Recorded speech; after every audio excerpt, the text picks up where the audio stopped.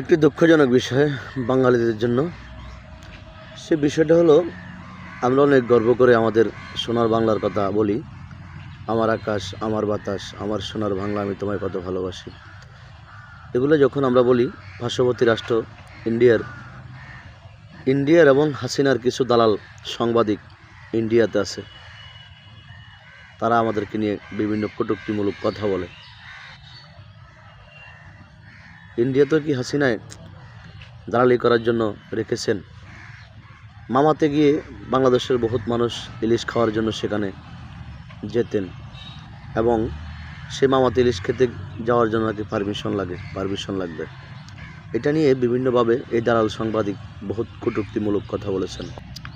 Doctor Mohammad Yunus সাহেবকে নিয়ে অনেক কটূক্তিমূলক কথা বলেছেন। এগুলো কিভাবে সম্ভব হয়?